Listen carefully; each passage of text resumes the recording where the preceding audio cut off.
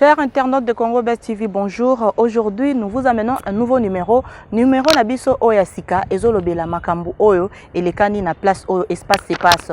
Ba leader, il y a jeunesse Yamboka Nabiso, il y a ba Congolais, ba Sangana ki a pona kolobela Makambu, et Belé.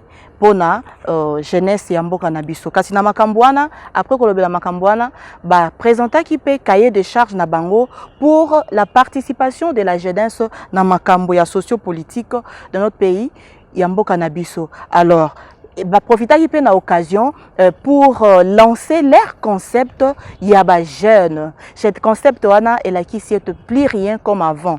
Donc bango ba jeune comme moi et comme vous Obozo Landanga et Sika Obozali ba lancer concept on a poto mesananango. Alors je vous laisse suivre cet élément et on se retrouve tout juste après. L'union de jeunes, le mouvement citoyen, les organisations de la jeunesse dans sa diversité, depuis un temps essayent un tout petit peu de se mettre ensemble, de discuter, d'échanger, mais surtout d'essayer désormais de définir leur avenir, mais cela avec beaucoup d'efficacité et beaucoup de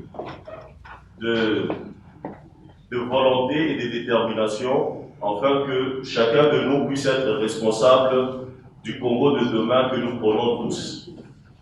Et je serai très bref pour dire que depuis un temps, ça fait presque 10 ans, que le jeune de tous bords, dans le milieu de l'entrepreneuriat, dans le milieu de mouvements sociaux, mouvements citoyens, dans le milieu des associations classiques et traditionnelles, même dans le milieu de droits de l'homme, la jeunesse a payé le plus lourd tribut pour arriver là où nous sommes arrivés. Quand bien même que là où nous sommes, il y a encore beaucoup à faire, mais c'est mieux par rapport à ce que nous étions hier, ce que le Congo était hier. La jeunesse a payé le plus lourd tribut dans sa détermination, dans la lutte pour l'alternance, dans la recherche de l'amélioration des conditions de vie de jeunes, des citoyens, de la population tout entière. Et aujourd'hui, cette jeunesse, dans un élan de conscience patriotique, mais aussi dans un élan de conscience de jeunes, nous nous sommes dit qu'il faudrait commencer désormais à avoir un même langage. Il faudrait commencer désormais à parler un même langage, au lieu de continuer à être ces structures de jeunes ou ces personnalités dans le milieu de la jeunesse qui parlent le langage individuel et individualiste. Certes, nos mouvements, nos associations, nos individualités, chacun de nous représente quelque chose. Chacun de nous représente un poids quelconque et chacun de nous a une certaine influence dans un certain milieu de jeunes. Mais imaginez, si chacun de nous essaye de faire les choses à sa manière, si chacun de nous essaye de faire les choses dans son petit coin, dans son petit confort, nous allons avoir tout le temps de réactions conditionnées, des actions conditionnées à des réactions, et nous n'aurons pas probablement le résultat que nous voulons. Mais si chacun de nous, dans une opacité quelconque, essaye de dire, nous devons nous mettre ensemble, mouvement citoyen, leaders d'opinion, associations, dans tous les niveaux, les handicapés, les personnes vivant avec handicap, le jeune désœuvré, les jeunes albinos, les artistes, dans le milieu même de cinéma, dans tous les milieux de la vie publique de notre société, nous pourrons en ce moment-là devenir une force. En étant une force, qu'est-ce que ça crée? Ça crée deux choses. Nous serons cette force en présence qui pourrait bien évidemment constituer un mur qui ne pourra pas faire passer toute velléité de antivaleurs, toute velléité de destruction, de détournement, de la mauvaise gouvernance dans notre pays, parce que cette jeunesse sera debout et dira, Monsieur le Président de la République, vous êtes la première institution, mais ce que vous faites ne va pas dans l'intérêt de la population. Et elle s'élèvera pour dire, Monsieur le gouverneur, Monsieur le bourgmestre, Monsieur le chef du quartier, ce que vous faites ou ce que vous êtes en train de faire ne va pas dans l'intérêt des citoyens et de nous particulièrement jeunes. Et cette jeunesse, je pense, sera là aussi pour accompagner, pour dire, Voilà la voie à suivre. Ce qui est fait va de l'intérêt de la jeunesse, de la population, et nous accompagnons, nous soutenons. Mais deuxième chose, si nous arrivons, chers frères et sœurs, à constituer cette force, nous pourrons en ce moment-là obtenir tout ce dont nous avons besoin. Parce que, excusez-moi pour ceux qui ne sont pas chrétiens, mais une écriture de la Bible dit, un jour, certaines personnes se sont rassemblées. Ils ont commencé à construire ce qu'ils ont appelé Tour de Babel. Et la Bible dit, Dieu dans le ciel a regardé et a dit, si nous laissons ces gens avoir un même langage, ils pourront faire tout ce qui leur semble. Si nous laissons ces gens avoir un même langage, c'est structuré, c'est consolidé, tracer une trajectoire, rien ne pourra le stopper. Alors jetons un sort qu'ils aient des langages divergents pour qu'ils n'arrivent pas à voir et à obtenir ce qu'ils veulent obtenir. Je pense que c'est mon mot pour circonscrire ce que nous sommes en train de faire. Et nous parlons de la jeunesse, pas parce que nous voulons stigmatiser ou parce que nous voulons victimiser d'autres couches sociales de notre société, mais parce que de vous à nous, la jeunesse représente un tout petit peu 80% presque de la population. Que ce soit dans le milieu scolaire, universitaire, dans l'emploi, dans tout le domaine de la vie, c'est la jeunesse qui est vraiment la majeure partie de notre population. Et si nous commençons à parler en tant que jeunes, nous pourrons commencer désormais ensemble à changer les choses. Et je conclue pour dire, dans cet élan, nous avons une expression qui, pour nous, est un socle philosophique, mais aussi une source de motivation et d'action.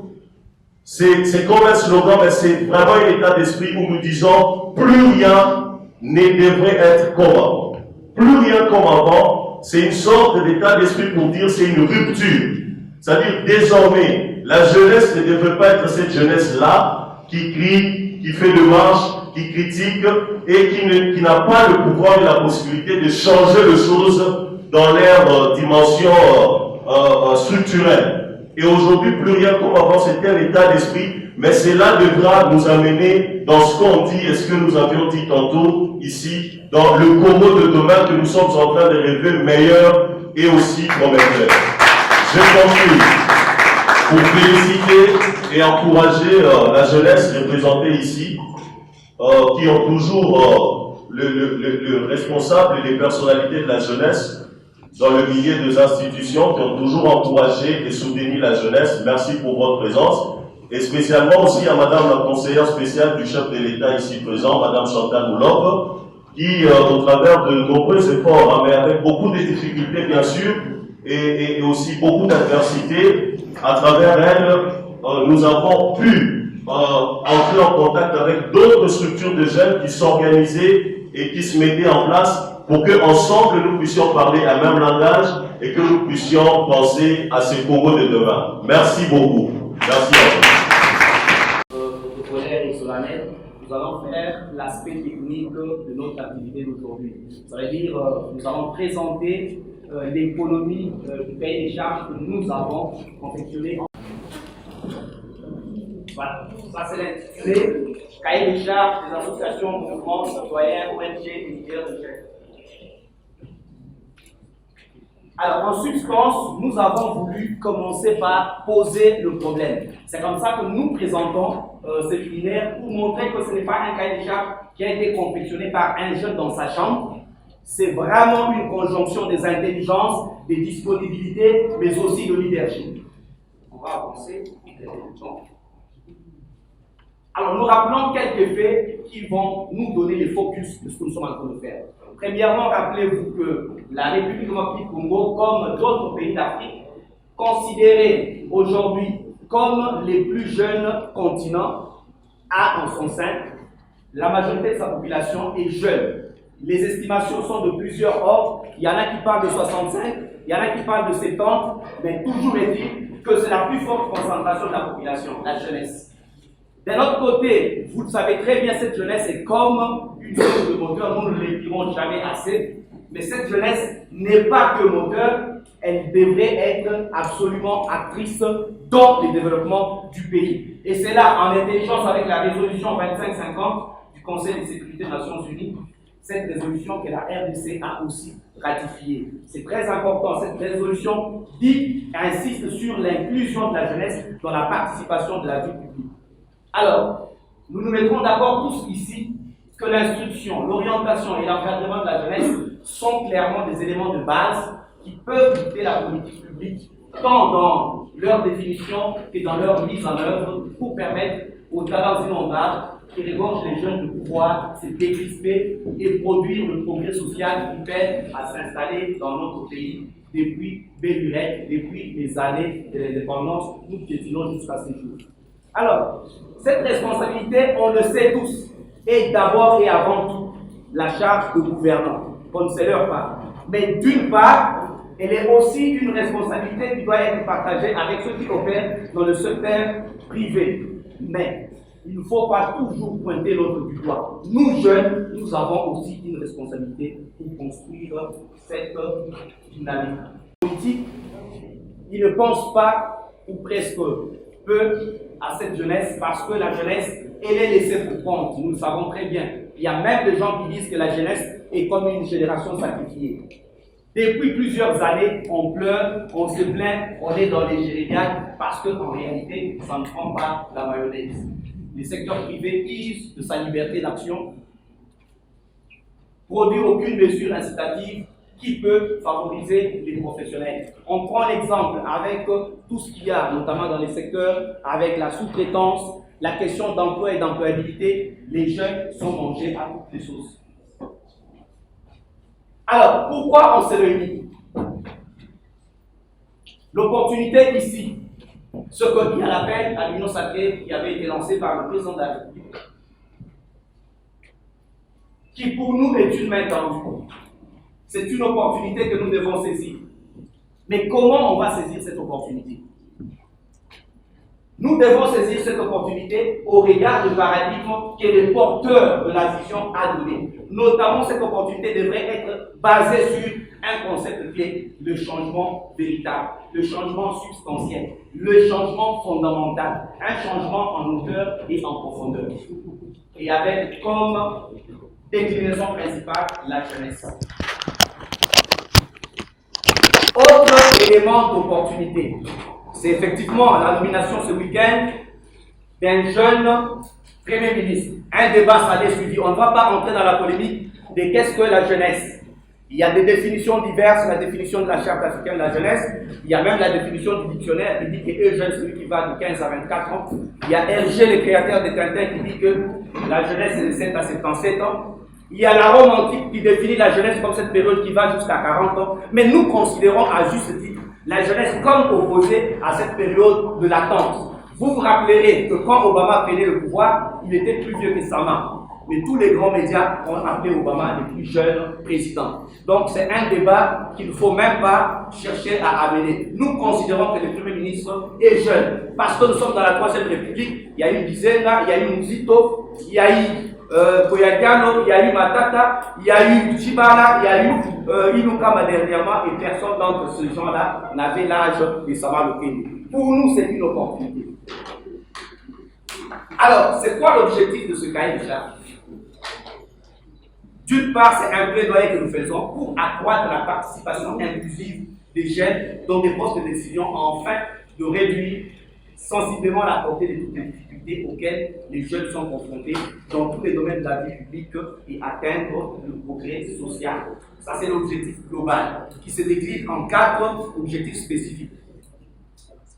Premièrement, c'est mettre à disposition du chef de l'État et du formateur du gouvernement de l'Union sacrée nationale un document qui répond de façon sommaire des attentes de la jeunesse pendant cette période cruciale de la nation. Deuxièmement, c'est dresser un calvaire des problèmes prioritaires de la jeunesse en vue de servir de feuille de route, pouvant orienter la définition et la mise en œuvre des politiques publiques sur les questions qui intéressent spécifiquement les jeunes.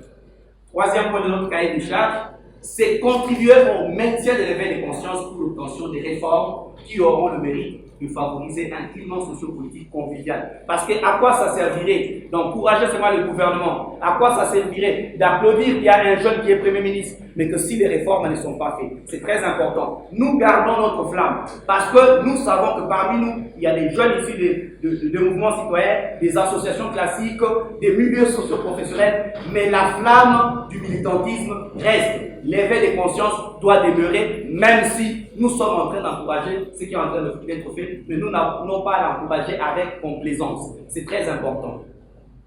Et enfin, promouvoir la participation politique des jeunes en vue de favoriser l'éclosion d'une classe publique dont la recevabilité sociale ne sera qu'une option, mais un modèle de gouvernance. Ici, nous insistons sur le modus molus, les devoirs de rendre compte. Parce que généralement, on a comme l'impression que la classe politique vit en osmose, elle est découpée de la réalité sociale et personne ne se rend compte à la population. C'est très important. Et maintenant, nous passons à l'économie des recommandations de façon claire. Ici, ce n'est pas exhaustif. Vous aurez les documents, messieurs, mesdames de la presse. Ici, nous avons tenté de résumer, de prendre l'essentiel de nos recommandations. Et dans ces recommandations, nous avons premièrement les axes prioritaires du gouvernement, selon nous, la jeunesse. Premièrement, les élections à venir, car la tenue des prochains scrutins, au-delà de la transparence qui devra les caractériser, marquera un tournant décisif dans la perspective du renouvellement de la classe politique de notre pays. Ici, je voulais faire un petit commentaire. Vous le savez très bien, beaucoup de jeunes ont été privés aux élections de 2018. Parce que n'étant pas membres de partis politiques, ayant déjà les informations de leurs pairs qui sont dans les partis politiques, au moment de choisir les candidats, on choisit des vieux. Les jeunes sont souvent des suppléants ou presque les suppléants des suppléants. Et quand il n'y a pas assez de place, on met les jeunes de côté, ils vont attendre le jour de la mobilisation. Deuxièmement, avec cette histoire des seuils, beaucoup de jeunes qui pouvaient aussi partir en indépendant, ils n'ont pas eu l'occasion de postuler. Troisièmement, avec cette histoire de caution, on n'a pas donné la possibilité à tous les jeunes d'avoir les chances égales de compétir, quelles que soient leurs compétences pour présider au destin du pays. Deuxièmement, le côté social de la population avec un accent particulier sur l'éducation, sur la santé, sur l'entrepreneuriat. C'est très important. Tout à l'heure, dans les libellés, j'étais en train de vous montrer que la question de l'emploi et de l'employabilité est une question majeure. C'est vrai qu'aujourd'hui, ce n'est pas une exclusivité de la RDC. Partout aux États-Unis, en France, on parle de la question du chômage. Mais la particularité de la RDC est que c'est une terre vierge. Chez les autres, c'est parce que c'est déjà saturé. Mais ici, ça n'a même pas encore commencé. Si bien que les secteurs soumettent les jeunes à une sorte d'insécurité sociale. Troisièmement, la sécurité. Pour nous, c'est une question très cruciale. On ne peut pas dormir chaque fois, se lever le matin. Esther, on a violé autant, ADF vient encore le faire. Cette question vraiment doit mobiliser tout Congolais, toute Congolaise, pour que d'une fois pour toutes, qu'on en finisse. Et par conséquent, nous devons vraiment nous impliquer.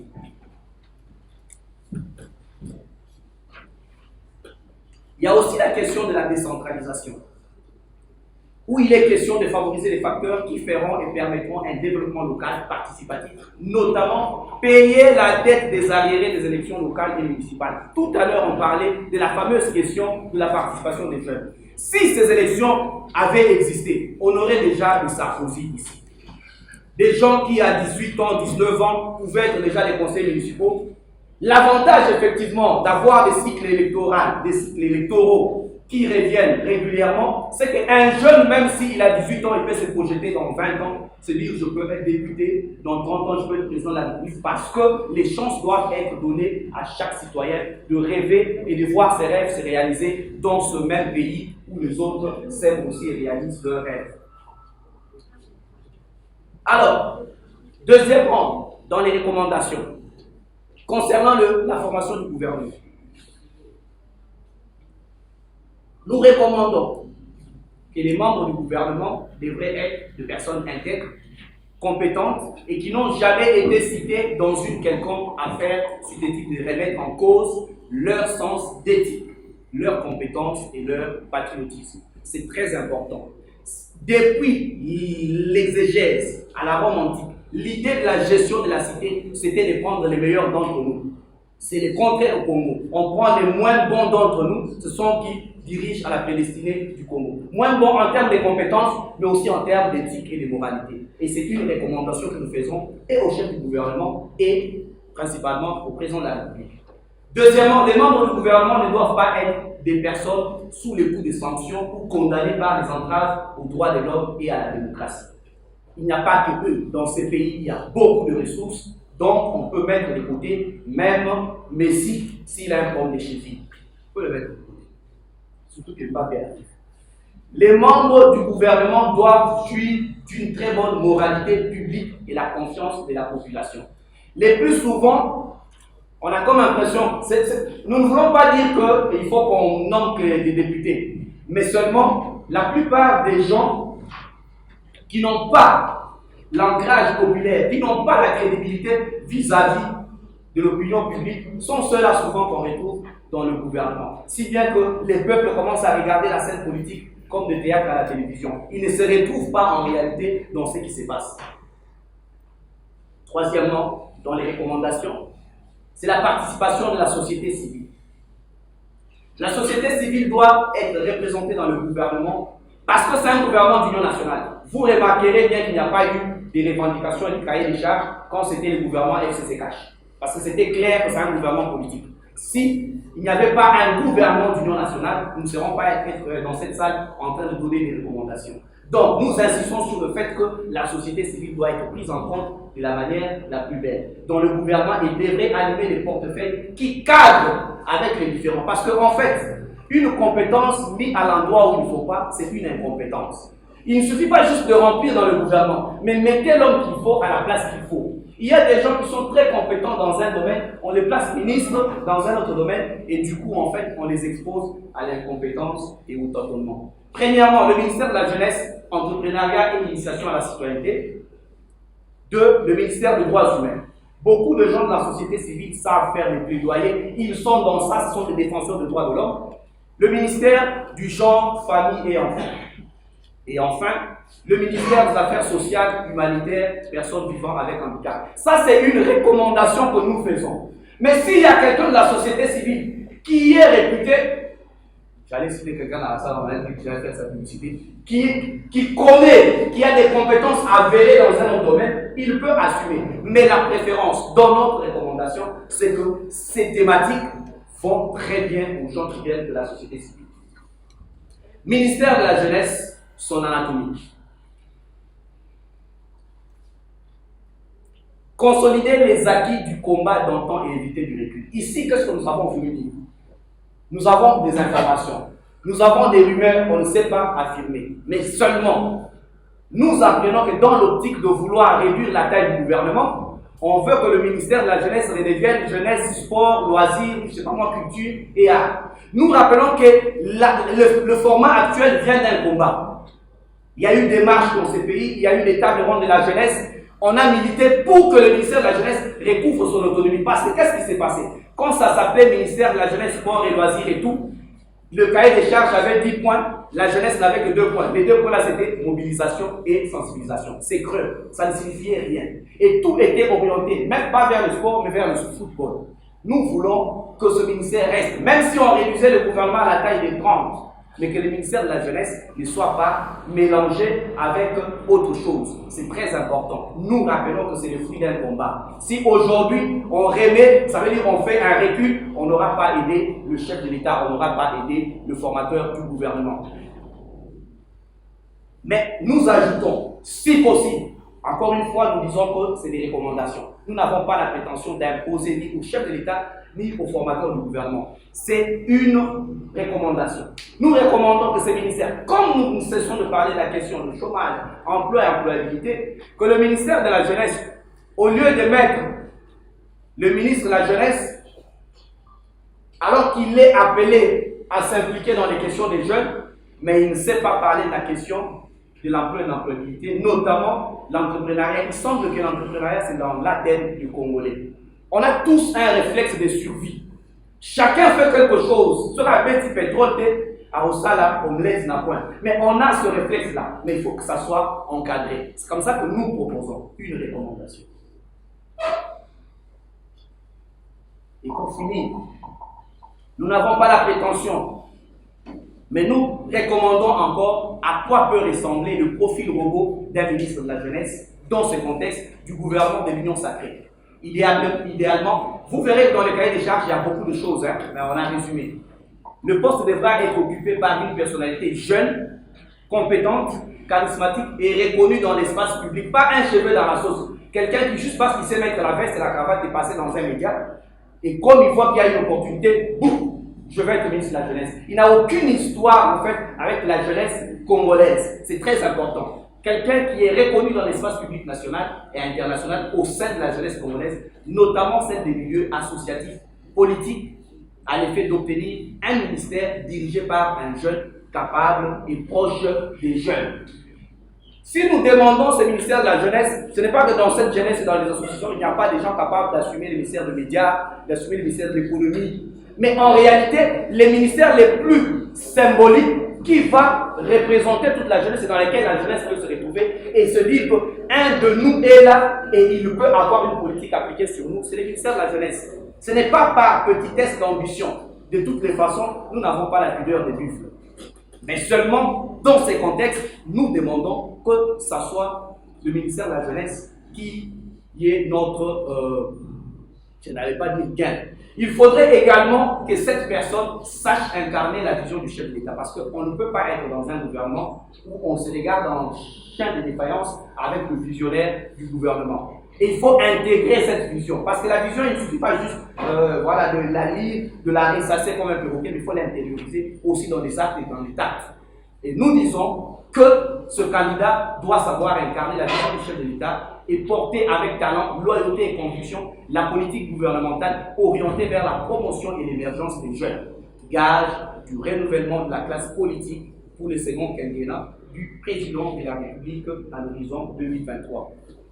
Et c'est par là que je dis que je vous remercie. Bouti kolanda bandeko na biso makambu oyo ezolekana awa na espace CEPAS na ngai nayebisa bino que conseillère ya chef de l'État en matière ya jeunesse pe ya violence sexuelle azalaki sur place a prononcaki pe moko na lingi boyo kango et puis nakutana na bino na sima. Chers leaders d'opinion, chers jeunes activistes, chers jeunes de mouvements citoyens, chers jeunes entrepreneurs, chers jeunes Wewa, chers jeunes des mouvements de jeunes, chers jeunes Tchégué, chers jeunes Kuluna, chers jeunes de la République démocratique du Congo, honorables députés et sénateurs, mesdames et messieurs, distingués invités à vos titres et qualités. Comme vous constatez aujourd'hui, je n'ai pas suivi le protocole pour saluer tout le monde. J'ai commencé par la jeunesse. Parce qu'aujourd'hui, c'est leur jour. C'est le jour de leur mouvement. C'est le jour où ils peuvent parler de ce qui se passe. C'est le jour où ils peuvent se plaindre. C'est le jour où ils peuvent trouver des solutions. C'est le jour où ils doivent nous dire, vous qui êtes là en haut, vous devez travailler pour nous. Trouvez des solutions qu'on vous a données. Mettez ça en place. Assez, c'est assez. La jeunesse du Congo se plaint de beaucoup de situations où ils sont extrêmement délaissés. Depuis 1960, comme je le dis toujours, on n'a plus vu les jeunes dans les différents mouvements de leadership ou dans les positions de leadership. C'est toujours des personnes qui ont un certain âge qui prennent des positions et qui restent extrêmement longtemps dans ces positions-là. On a des âges, l'âge de la retraite existe en RDC, mais on dirait que la retraite ne fait que se prolonger, et on oublie la jeunesse. Comme je disais, j'ai commencé une pyramide à l'envers. J'ai commencé par la jeunesse, par notre jeunesse, à nous, nos jeunes, nos enfants, nos petits-enfants, nos frères, nos sœurs. Parce qu'aujourd'hui, c'est leur jour. Et c'est là où je vais commencer mon allocution.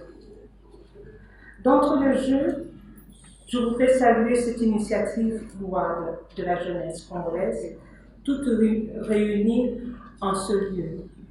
Cette première activité est couronnée et le couronnement d'un long processus de recherche, de consensus entre les jeunes sur les questions d'intérêt commun de la jeunesse. Et souvent avec mon cabinet, c'est-à-dire avec le président de la République, le chef de l'État. Dans ce contexte particulier où son Excellence, Monsieur le Président de la République, chef de l'État, Félix-Antoine Tshisekedi Tshilombo, n'aménage aucun effort pour rendre la dignité et la fierté aux Congolais.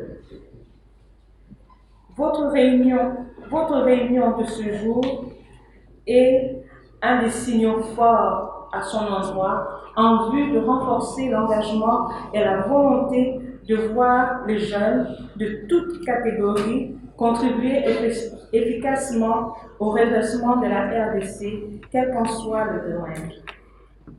L'illustration de cette volonté de renouvellement est traduite récemment par la nomination d'un jeune au poste de Premier ministre de la République.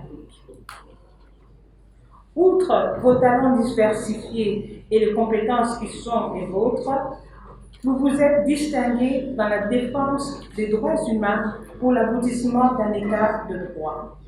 Votre flamme d'engagement civique a fortement brillé et le moment est venu pour vous mettre à l'œuvre, tout en espérant que le défi d'un Congo nouveau sera relevé et ainsi qu'un mouvement intitulé « Le Congo de demain ».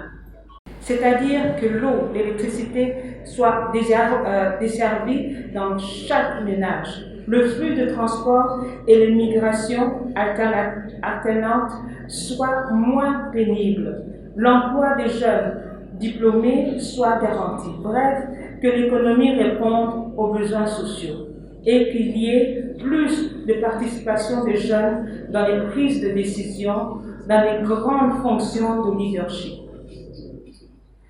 Répondre à cette équation sociale, c'est garantir la viabilité du Congo de demain, tout en ayant confiance en notre jeunesse.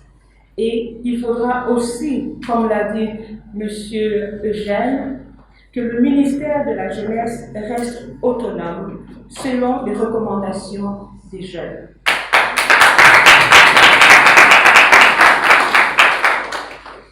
Très chers jeunes, le destin de ce pays nous appartient et le président de la République en est conscient. Mobilisez-vous, impliquez-vous, réalisez vos rêves. S'il vous plaît, réalisez vos rêves. Que vive la jeunesse congolaise, longue vie au mouvement Congo de demain, plus rien ne sera comme avant. Les chevaliers de la plume ont aussi participé à cette activité. Bayaki na échange local à point de presse pona kotuna mituna na bango na makambo matali cahier de charge wana bilan ya makambo na bango kasi na tiki bolandango et puis on se retrouve très bientôt. Voilà, je suis en train de dire, je réponds à la question de délai 7. Il cherchait à savoir si jamais on ne nommait pas un ministre jeune, qu'est-ce que nous allons faire? Donc tu t'attends à ce qu'on aille taper le Premier ministre, le président de la République? Non. En fait, quand on parle de plaidoyer, ce n'est pas comme des paroles en vain. On les fait vraiment avec toute la bénédiction possible. Ce n'est pas pour rien que vous voyez la conseillère spéciale du chef de l'État en matière de la jeunesse. Ça veut dire qu'on ne fait pas un plaidoyer pour le perdre.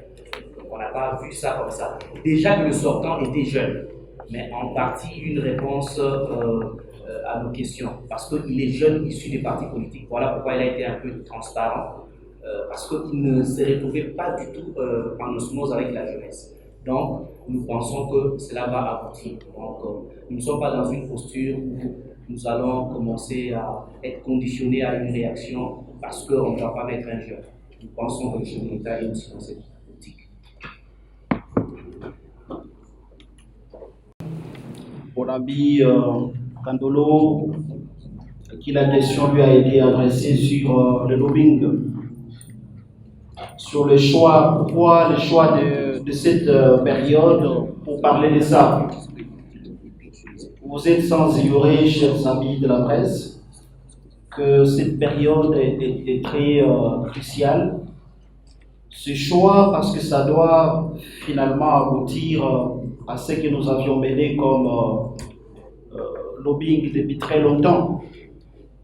Cette période, parce que nous devons faire entendre notre voix, nous tous réunis ici en toute cohésion et unité, montrer que nous ne pouvons pas y aller par des voies contournées, mais plutôt unis pour faire entendre la voix de la jeunesse à la République démocratique du Congo. Nous, en tant que jeunes venant de la société civile, parce que c'est vrai, avant, lorsque cette tâche ou ce ministère est confié aux jeunes des partis politiques, ils viennent avec une autre philosophie. M. Kandolo a eu à les développer ici. Et donc, nous qui connaissons les véritables problèmes des jeunes à travers la République, pour avoir sillonné la République et pour avoir palpé du doigt les vrais problèmes des jeunes. Et donc, il faudrait absolument que ce choix soit porté par des jeunes, des structures, pas un jeune parachuté, mais un jeune qui soit capable, un jeune compétent avec une probité morale prouvée, pour que nous arrivions à répondre aux questions majeures de la jeunesse. Il faut le rappeler ici que le ministère de la jeunesse est un ministère transversal, c'est-à-dire ça touche à tous les domaines de la vie nationale. Et c'est aussi une occasion pour nous. Pourquoi parler de ce choix en cette période? Vous avez vu vous-même qu'il y a 4 jours, bientôt, le président de la République a pensé à honorer la jeunesse en plaçant l'un des nôtres qui a milité avec nous. J'ai cité le Premier ministre, Son Excellence Sama Lukonde, qui vient du Katanga, un jeune qui a occupé le ministère de la Jeunesse à l'époque, mais n'avait fait, je pense que 7 mois. Et je crois aujourd'hui, il est là avec la bénédiction du président de la République pour qu'il puisse cette fois-ci venir donner un souffle nouveau avec le renouvellement de la classe politique que nous avions soutenu depuis très longtemps. Un jeune qui vient cette fois-là pour faire les choses autrement et donc ne faire actuellement les choses et que ça ne soit donc plus rien comme avant. Et donc c'est notre symbole, c'est notre credo et donc nous devons l'honorer.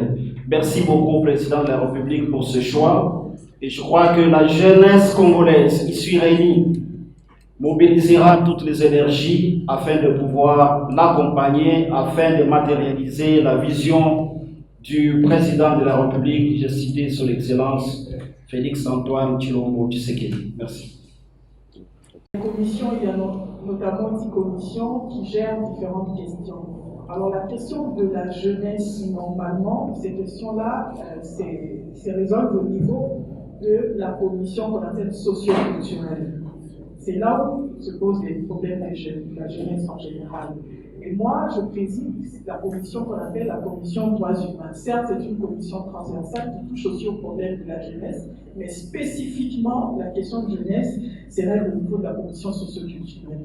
Mais qu'à cela ne tienne, par exemple en plénière, lorsque la question est abordée en plénière, si vous pouvez voir sur ma page Facebook, Christelle Wang officielle, j'émets toujours mes différentes interventions.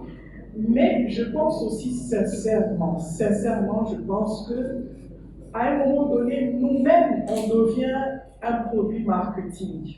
Vous savez, quand on m'a choisi par mon parti pour diriger la commission droits humains de l'Assemblée nationale, 98% des personnes me disaient que je n'avais pas réussi.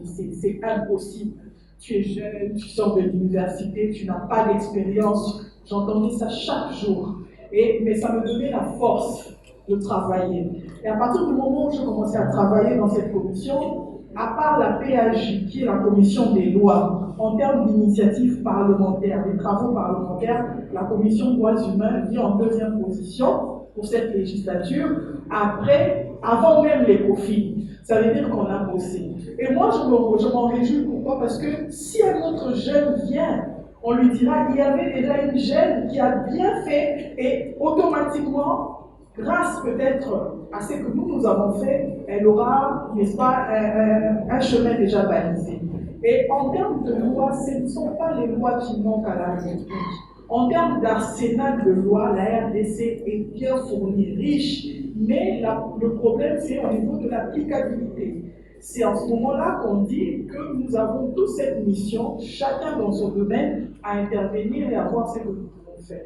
Donc, le coach Eugène qui est ici, peut-être de manière disparate, combien de fois on a pris les locaux de l'Assemblée nationale, lui et moi, pour former des jeunes qui avaient des missions à l'étranger, des concours à l'étranger, on est toujours là. Combien de fois j'ai invité Carbone à venir à la commission parce qu'on avait des questions spécifiques à la jeunesse et tout ça là. C'est vrai que seul, je ne pourrais peut-être rien faire, mais je commence. Et en termes de loi, peut-être par rapport à mon bilan, j'ai proposé 2 propositions de loi à l'Assemblée nationale.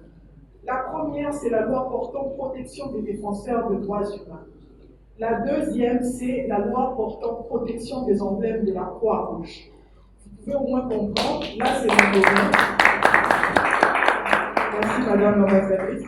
C'est mon domaine et c'est un peu les droits humains. Mais je pense qu'à l'Assemblée nationale, il y a plusieurs jeunes qui sont motivés, comme l'honorable Bernard qui est là, l'honorable Patrick qui est là, qui sont vraiment dans cette question de la jeunesse spécifique. Mais moi, personnellement, je suis sur les questions de droits humains. Merci beaucoup. Question très spécifique. Il y a une question qui a été posée, si on n'est pas trop sur terrain, pourquoi on n'est pas trop en train de mener des activités, et spécifiquement à moi. Je rappelle quand même qu'aujourd'hui, on est les 18, mais que dans plus ou moins une semaine, le 25 février, nous allons commémorer les 3 ans de disparition de Rossi Mukendi Chimanga. Quand je pense aux activités sur terrain, quand je pense aux pressions, aux mobilisations pour des raisons qui touchent notre société, il faut vraiment penser à Rossi et nous allons faire tout plutôt pour que nous puissions honorer sa mémoire ce 25 février. Les actions sur terrain, chers journalistes, nous sommes toujours sur terrain. Les terrains, c'est l'espace approprié de la jeunesse. Dans la sensibilisation, les terrains, c'est pas que mobiliser le jeune pour marcher, aller peut-être revendiquer ou faire pression. Les terrains, c'est aussi dans la sensibilisation, dans le veille de conscience, tout ce que nous essayons de produire comme vidéo, speech, interview, ça aussi, ça mobilise sur terrain. Les actions, l'année passée, la jeunesse tout entière était sur terrain. Nous avons mobilisé contre la propagation de la Covid. Je vis mon ami l'honorable Christelle Wong, ces derniers temps aussi, en train de distribuer des lunettes pour des personnes malvoyantes ou de personnes comme moi, bien sûr, qui avons le problème des yeux.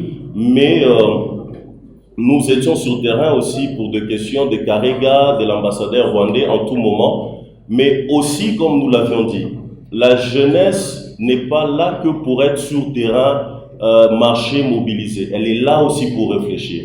Elle est là aussi pour proposer. Elle est là aussi pour faire des recommandations aux institutions. Elle est là aussi pour réfléchir sur les questions de politique publique, de l'amélioration des conditions de vie de jeunes, de la population en général. Et aujourd'hui, ce que nous faisons, votre question, vous avez dit si c'était parce que j'étais ministrable que j'ai arrêté, pas du tout. J'insiste. Ce que nous faisons ici, ce n'est pas une course ou une quête à un poste politique absolument comme étant une finalité. Ce que nous sommes en train de faire, c'est comme nous l'avions dit au début et tout le monde l'a dit, c'est d'abord et avant tout commencer à créer la force dans la jeunesse congolaise. Et cette jeunesse de tous bords. Nous avons des députés jeunes, nous avons des hommes d'affaires jeunes, nous avons des ministres jeunes, nous avons dans tout le milieu de la vie publique de jeunes qui ont chacun une influence là où il est. Et aujourd'hui, dès à présent, j'ai oublié les étudiants qui sont une force, le coordonnateur des étudiants, les jeunes handicapés, les désœuvrés, même les Koulouna. La démarche aujourd'hui ne devrait pas être perçue comme un perchoir pour que nous ayons un ministère comme si cela était une finalité. Pas du tout. Mais aussi, bien évidemment, nous avons le devoir d'avoir aussi à diriger, à être dans la sphère de décision. Pourquoi pas? Et ce n'est pas un tabou. On a besoin de jeunes députés, de jeunes sénateurs, de jeunes ministres, de jeunes premiers ministres et de jeunes présidents de la République en termes d'âge. Mais d'abord, pour en arriver là, nous avons besoin de commencer à constituer un large échantillon de la jeunesse qui s'est réunie, qui s'assemble et qui crée la vraie force. En créant cette force, nous deviendrons bien évidemment cette force qui peut s'opposer à toutes les velléités possibles et qui peut aussi bien évidemment être cette force en présence qui pousse les autorités à faire ce qu'ils peuvent faire. Je ne vais pas vous dire combien de fois nous, Philippe, on a mené des activités qui n'ont pas abouti. Plusieurs activités ont abouti à des résultats, mais plusieurs activités, que ce soit de la loucha, n'ont pas abouti, d'autres ont abouti. Le jeune des associations, ça a abouti, d'autres n'ont pas abouti. Mais si nous mettons Lucha, Filimbi, FNJA, les étudiants, les handicapés, les albinos, les entrepreneurs, nous disons tous un même langage, je pense que nous aurons à ce moment-là 80% d'aboutissement et des résultats. Et en définitive, pourquoi avoir pris le courage de se mettre ensemble et de dire plus rien comme avant? Parce qu'en ce net moment, la République démocratique du Congo est en train de prendre un tournant décisif. Nous avions eu la décennie passée, les 10 dernières années, entre 2010 et 2020, beaucoup de choses se sont passées. Le papa Tshisekedi, paix à son âme, a milité, il a été candidat en 2011, ça fait 10 ans passés. Nous avons vu le concertation, nous avons vu le dialogue de la Cinco, nous avons vu beaucoup de choses et dans la décennie passée, nous avons vu venir un président de la République qui venait de l'opposition et qui a mené un nouveau souffle, ça il faut le dire, au-delà de ses failles qu'il a aussi en tant qu'humain, au-delà de ses faiblesses, au-delà aussi de ses difficultés, c'est le président de la République a une nette volonté d'avancer et le résultat, nous le voyons. Alors cette décennie qui commence, il faudrait que la jeunesse se mette ensemble et commence réellement à revendiquer ce qu'elle doit faire de la manière la plus noble, dans le sens que le cahier de charges que nous portons n'est pas que un cahier de charges pour dire nous voulons un ministère de la jeunesse, mais ce cahier de charges a aussi des axes prioritaires que nous avions exposés, que nous voudrions voir le gouvernement de l'Union sacrée faire. Et vous l'aviez lu. Ce cahier de charges parle aussi du ministère des droits humains qui devrait, par exemple, à notre avis, revenir à la société civile, le ministère des gens en famille, les ministères des affaires sociales et personnes vivant avec handicap et affaires humanitaires, mais bien évidemment le ministère de la jeunesse. Et vous voyez que ça vient à la fin pour dire que la jeunesse de la société civile, comme disait maître plutôt Patrick Katengo, c'est une jeunesse transversale. Et Lumumba, lorsqu'il créait ce ministère, je pense que Lumumba il est mieux placé, notre ami Don, il dit que ce ministère n'est pas et ne devrait pas être un ministère des Labaco. Ça ne devrait pas être un ministère du MNC. Lumumba était président du MNC. Mais ça devrait être un ministère de la jeunesse dans sa représentativité totale et dans sa diversité, une jeunesse populaire, consciente et révolutionnaire. Et aujourd'hui, dire que le ministère de la jeunesse devrait revenir à la jeunesse de la société civile n'est pas un tabou. Ça devrait être même la règle.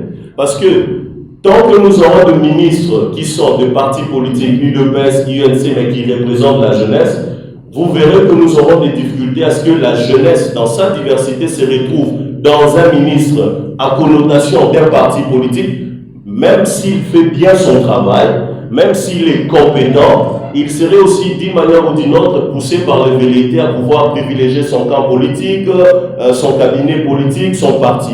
Et la jeunesse de la société civile, c'est une jeunesse transversale. Dans le Lucha, il y a des militants de l'UDPS. Dans le Lucha, il y a des militants de l'UDPS, du peuple de, je ne vais pas dire peuple, excusez-moi, de l'UNC, de l'ISUD, dans Filimbi. Il y a des militants de tous ces partis.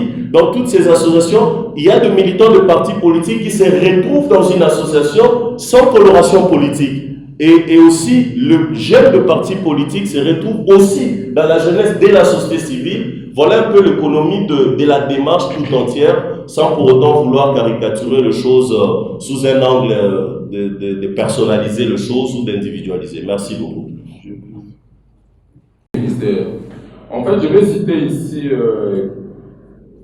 un paragraphe de Lumumba. C'est un discours qu'il a adressé aux jeunes au mois d'août en 1960.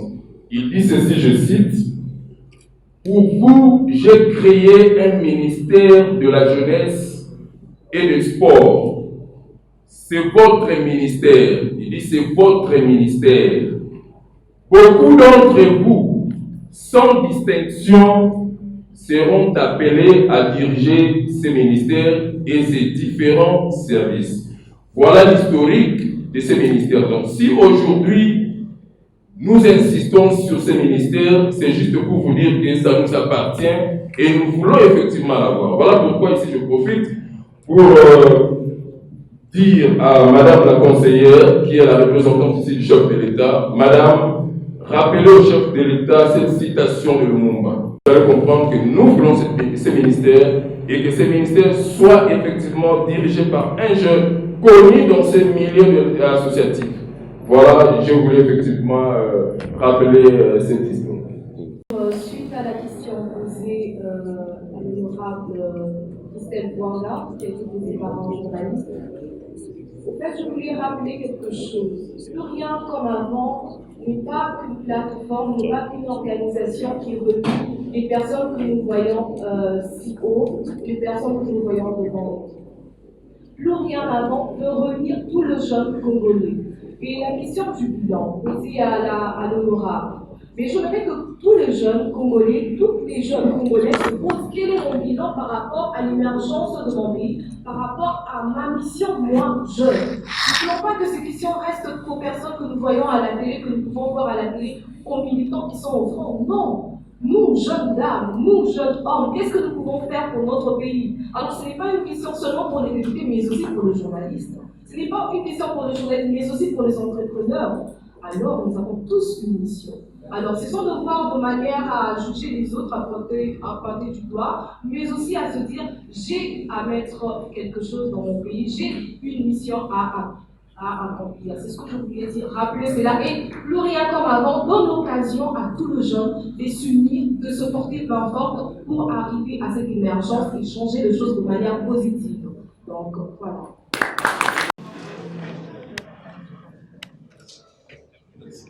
Le couloir soit dégagé. La photo de famille, on le fait à l'extérieur parce qu'il n'y a pas assez d'espace.